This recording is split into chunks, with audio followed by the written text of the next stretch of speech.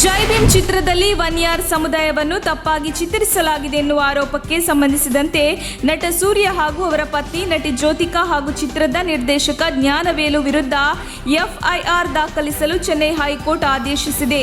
ಜೈ ಭೀಮ್ ಚಿತ್ರದಲ್ಲಿ ನಮ್ಮ ಸಮುದಾಯವನ್ನು ಅತ್ಯಂತ ಕಳಪೆ ಎಂದು ತೋರಿಸಲಾಗಿದೆ ಎಂದು ಗುಂಪೊಂದು ನ್ಯಾಯಾಲಯದ ಮೆಟ್ಟಿಲು ಹತ್ತಿದ್ದು, ಈ ಹಿನ್ನೆಲೆಯಲ್ಲಿ ಎಫ್ಐಆರ್ ದಾಖಲಿಸಲು ಸೂಚನೆ ನೀಡಲಾಗಿದೆ. ಕಾಂಗ್ರೆಸ್ ಅಂತೆ ಭಾಷಣ ಬಿಟ್ಟು ದಾಖಲೆ ಇದ್ದರೆ ಕೊಡಲಿ. ನಿಮ್ಮ ತಟ್ಟೆಯಲ್ಲಿ ಕತ್ತೆ ಸತ್ತು ಬಿದ್ದಿರುವಾಗ ಬಿಜೆಪಿ ತಟ್ಟೆಯಲ್ಲಿ ನೊಣ ಬಿದ್ದಿದೆ ಅಂತ ಹೇಳಲು ಬರಬೇಡಿ ಎಂದು ಕಾಂಗ್ರೆಸ್ ವಿರುದ್ಧ ಆರ್ ಅಶೋಕ್ ಕಿಡಿಕಾರಿದ್ದಾರೆ. ಉನ್ನತ ಶಿಕ್ಷಣ ಸಚಿವ ಡಾಕ್ಟರ್ ಅಶ್ವಥ್ ನಾರಾಯಣ್ ಪಿಎಸ್ಐ ಹಗರಣದಲ್ಲಿ ಶಾಮೀಲಾಗಿದ್ದಾರೆ ಎನ್ನುವ ಕಾಂಗ್ರೆಸ್ ನಾಯಕರ ಆರೋಪದ ವಿರುದ್ಧ ಆಕ್ರೋಶ ವ್ಯಕ್ತಪಡಿಸಿರುವ ಆರ್ ಅಶೋಕ್, ಪಿಎಸ್ಐ ಹಗರಣ ಕಂಡು ಹಿಡಿದಿದ್ದೇ ಗೃಹ ಸಚಿವರು. ಕಾಂಗ್ರೆಸ್ ಗೃಹ ಸಚಿವರನ್ನು ಅಭಿನಂದಿಸಬೇಕಿತ್ತು ಎಂದು ಆಕ್ರೋಶ ವ್ಯಕ್ತಪಡಿಸಿದ್ದಾರೆ.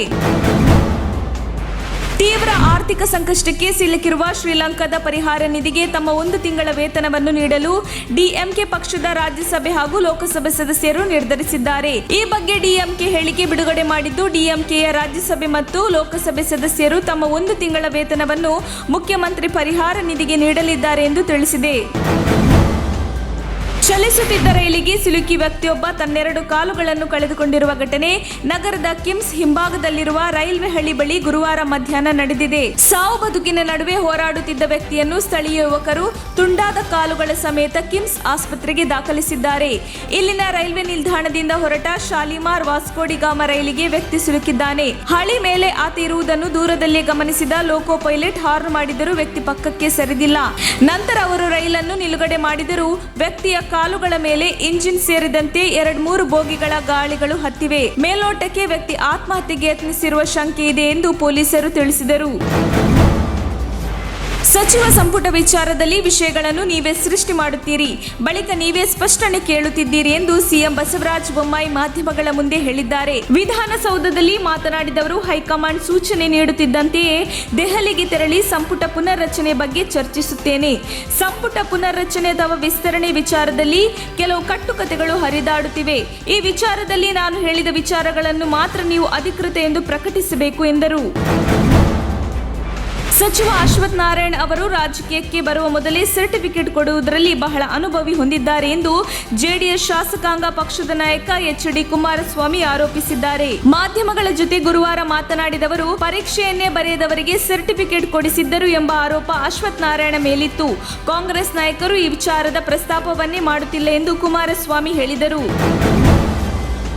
545 ಪಿಎಸ್ಐ ಹುದ್ದೆ ನೇಮಕಾತಿ ಪರೀಕ್ಷೆ ಅಕ್ರಮಕ್ಕೆ ಸಂಬಂಧಿಸಿದಂತೆ ಇದೀಗ ಪ್ರಕರಣದ ಇನ್ನಿಬ್ಬರು ಅಭ್ಯರ್ಥಿಗಳನ್ನು ಪೊಲೀಸರು ಬಂಧಿಸಿದ್ದಾರೆ. ಪಿಎಸ್ಐ ಅಭ್ಯರ್ಥಿಗಳಾದ ರಾಘವೇಂದ್ರ ಹಾಗೂ ರಘುವೀರ್ ಬಂಧಿತ ಆರೋಪಿಗಳು.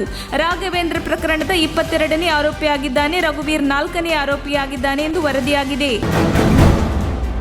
ನಾನು ಸಚಿವ ಸ್ಥಾನದ ಆಕಾಂಕ್ಷಿಯಲ್ಲ, ನನಗೆ ಮಂತ್ರಿ ಸ್ಥಾನ ಬೇಡ, ಕ್ಷೇತ್ರದ ಅಭಿವೃದ್ಧಿ ನೀರಾವರಿ ಯೋಜನೆ ಆದರೆ ಸಾಕು ಎಂದು ಮಹೇಶ್ ಕುಮಟಳ್ಳಿ ಹೇಳಿದ್ದಾರೆಂದು ಮಾಜಿ ಸಚಿವ ರಮೇಶ್ ಜಾರಕಿಹೊಳಿ ಹೇಳಿದ್ದಾರೆ. ಅಥಣಿ ಪಟ್ಟಣದಲ್ಲಿ ಶ್ರೀಮಂತ ಪಾಟೀಲ್ನ ಸಚಿವ ಸ್ಥಾನದ ವಿಚಾರವಾಗಿ ಮಾತನಾಡಿ, ಪಕ್ಷದ ನಿರ್ಣಯಕ್ಕೆ ನಾನು ಬದ್ಧ. ಮರಾಠ ಸಮುದಾಯಕ್ಕೆ ಸಚಿವ ಸ್ಥಾನದ ಕುರಿತು ಪಕ್ಷದ ವೇದಿಕೆಯಲ್ಲಿ ಮಾತನಾಡಿದ್ದೇನೆ. ಅತಿ ಶೀಘ್ರದಲ್ಲಿ ಒಳ್ಳೆಯ ಸುದ್ದಿ ಬರಲಿದೆ ಎಂದರು. ಕೆಲಸ ಕಳೆದುಕೊಂಡಿದ್ದಕ್ಕೆ ಮನನೊಂದು ವ್ಯಕ್ತಿಯೊಬ್ಬರು ನೇಣಿಗೆ ಶರಣಾಗಿರುವ ಘಟನೆ ಜಿಲ್ಲೆಯ ಲಿಂಗಸುಗೂರು ತಾಲೂಕಿನ ವೀರಾಪುರ ಗ್ರಾಮದಲ್ಲಿ ನಡೆದಿದೆ. ಬಿಎಂಟಿಸಿ ನೌಕರರಾಗಿದ್ದ 42 ವರ್ಷ ವಯಸ್ಸಿನ ವಿನೋದ್ ಕುಮಾರ್ ಪತ್ರಿ ಆತ್ಮಹತ್ಯೆ ಮಾಡಿಕೊಂಡಿದ್ದಾರೆ. ಬಿಎಂಟಿಸಿಯಲ್ಲಿ ಚಾಲಕ ಹಾಗೂ ನಿರ್ವಾಹಕರಾಗಿದ್ದರು. ಸಾರಿಗೆ ನೌಕರರ ಮುಷ್ಕರದಲ್ಲಿ ಪಾಲ್ಗೊಂಡಿದ್ದಕ್ಕೆ ಕಳೆದ ಮಾರ್ಚ್ನಲ್ಲಿ ಅವರನ್ನು ವಜಾಗೊಳಿಸಲಾಗಿತ್ತು ಎನ್ನಲಾಗಿದೆ. ಇಟಲಿ ಹಾಗೂ ಕರ್ನಾಟಕದ ನಡುವಿನ ಬಾಂಧವ್ಯ ವೃದ್ಧಿಗೆ ಸಂಪೂರ್ಣ ಸಹಕಾರ ನೀಡಲಾಗುವುದು.